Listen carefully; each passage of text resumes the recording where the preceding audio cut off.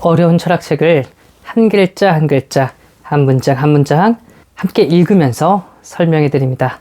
안녕하세요. 철학책을 강독해 주는 남자 철강남입니다. 지난 시간 우리는 경험의 유추가 무엇인지 알아보았고요. 경험의 유추 중에서 제1유추만 알아보았습니다. 경험의 제1유추는 지속성의 원칙이었고요. 이를 통해서 우리는 자연과학의 근간이 되는 질량 보존의 법칙이 어떻게 해서 나오게 되었는가, 어떻게 우리가 발견할 수 있는가 주장하게 되었는가, 그것에 대해서 알아보았는데요.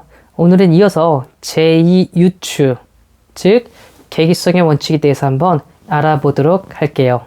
우리가 함께 읽을 책은 칸트 철학 입문 102쪽입니다.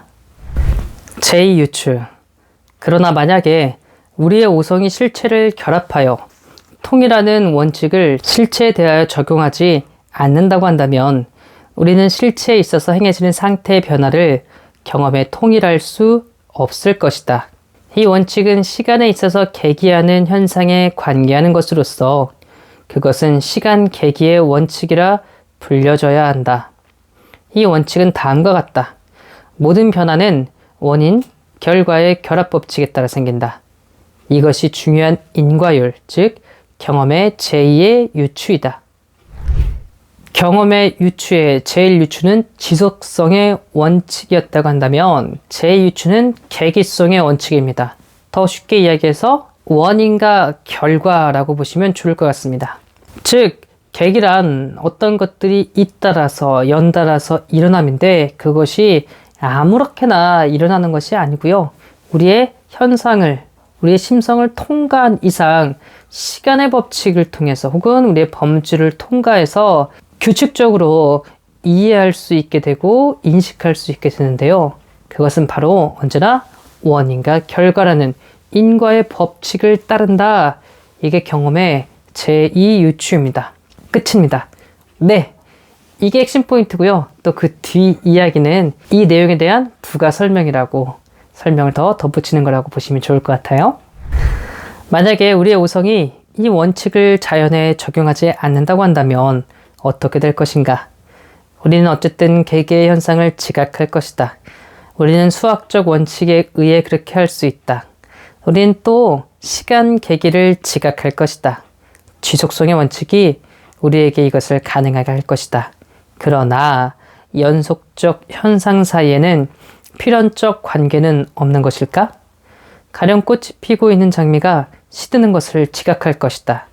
그렇다면 우리는 꽃 피고 있는 장미의 표상과 시든 장미의 표상을 가질 것이다. 시드는 것이 필연적으로 꽃 피는 것에 뒤따르는 것을 인정하듯이 우리를 강요하는 것은 우리 마음속에 없는 것일까?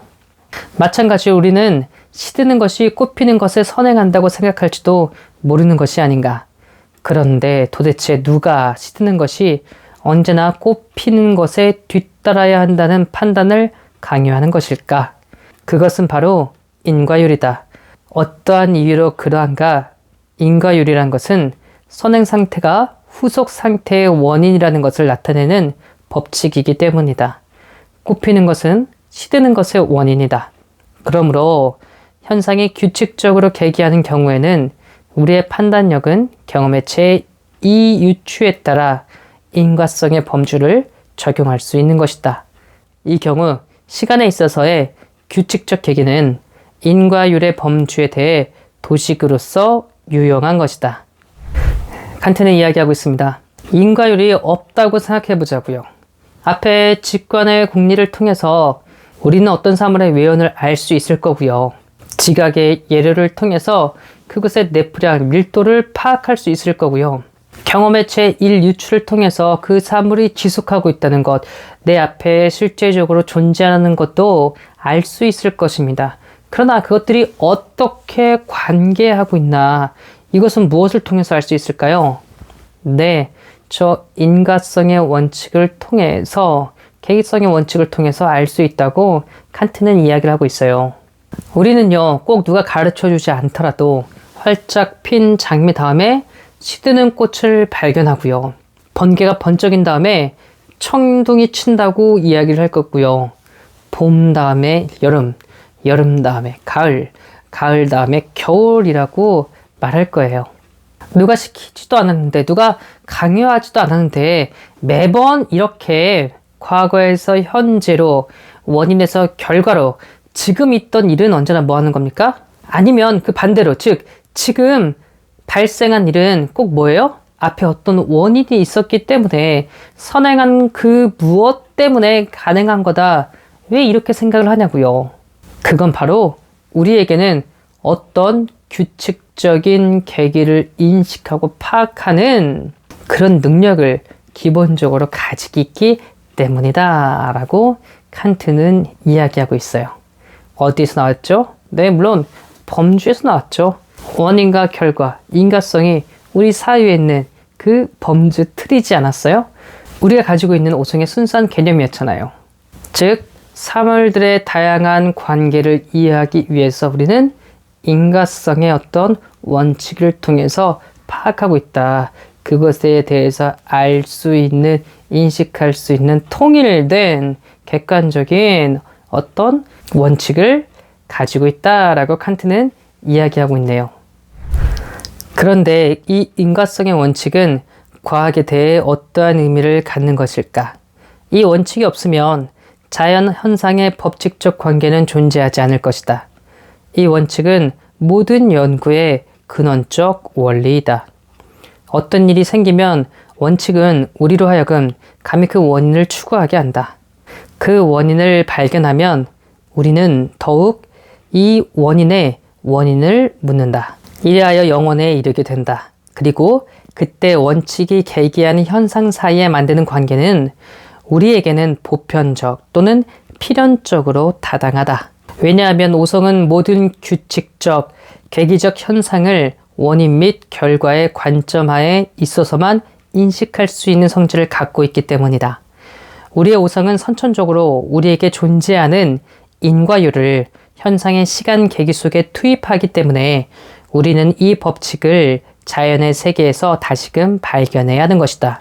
즉, 우리는 다만 우리들 자신이 현상계에 투입한 우리들 자신의 합법칙성만을 다시 인식하는 것이다. 우리의 오성이 자연 관계를 비로소 산출하는 것이다. 자, 칸트는 그렇습니다. 자연과학을 좋아한다고 제가 연역 마지막 부분에 이미 한번 강의를 했었죠. 우리는 자연을 볼 때마다 언제나 법칙적으로 바라봅니다.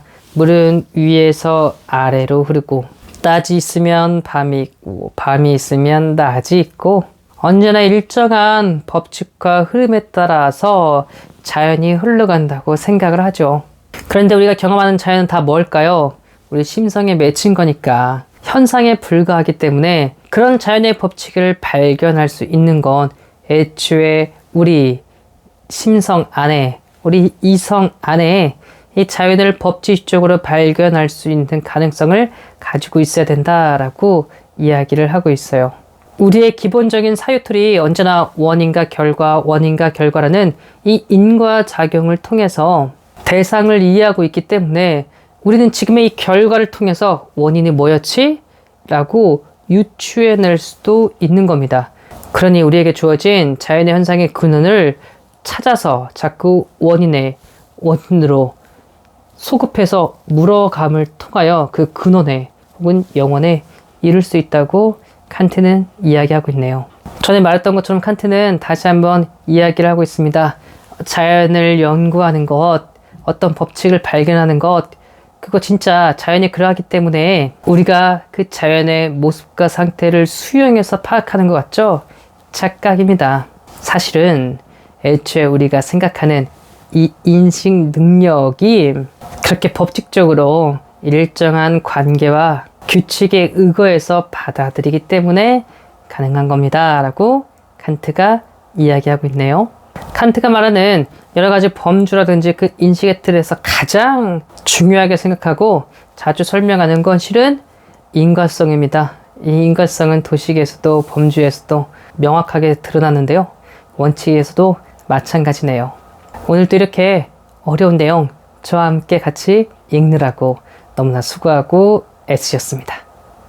감사합니다.